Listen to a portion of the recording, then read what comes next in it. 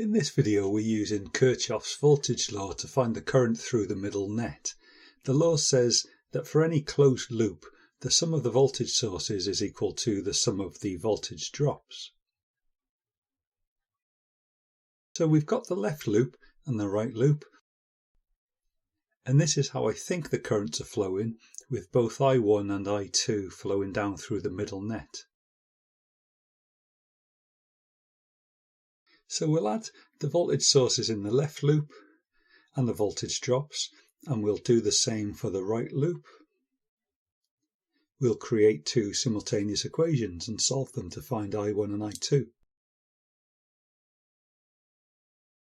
Equate voltage sources to voltage drops, V equals IR for each loop. So for the left loop we've got 10 take away 8 volts, as the 8 volt source opposes I1's current flow, so it's a negative voltage with respect to I1.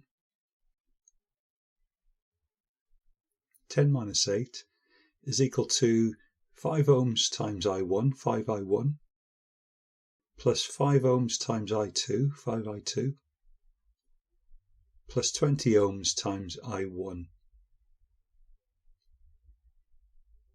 Simplifying, 2 equals 25I1 plus 5I2, and we'll call that equation A. Then for the right loop, 6 minus 8, because 8 volts is opposing I2, 6 minus 8 is equal to 5I1 plus 5I2 plus 10I2, and then we'll clean this equation up a bit. Minus 2 equals 5I1 plus 15I2. We can call that equation B. So we'll solve the simultaneous equations. Here's our equations from earlier. And we're going to multiply or divide one or both of the equations so that either I1 or I2 have the same coefficient in both equations. For example, they both have 5I1 or they both have 5I2.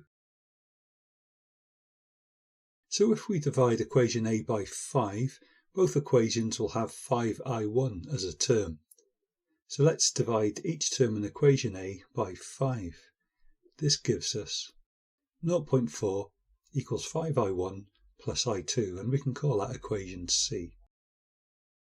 Now we want to subtract one equation from the other to remove I1 or I2, so let's do equation B minus equation C.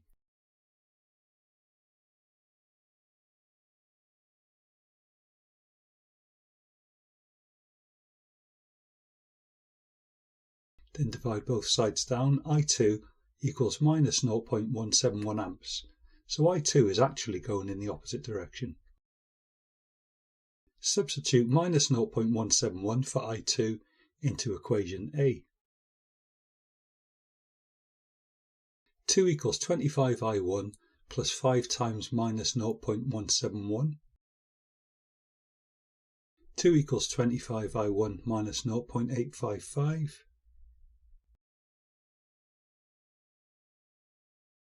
Divide both sides down. I1 equals 0.114 amps. So now we can add I1 and I2 to find the current through the middle net. So I1 plus I2 is minus 0.057 amps.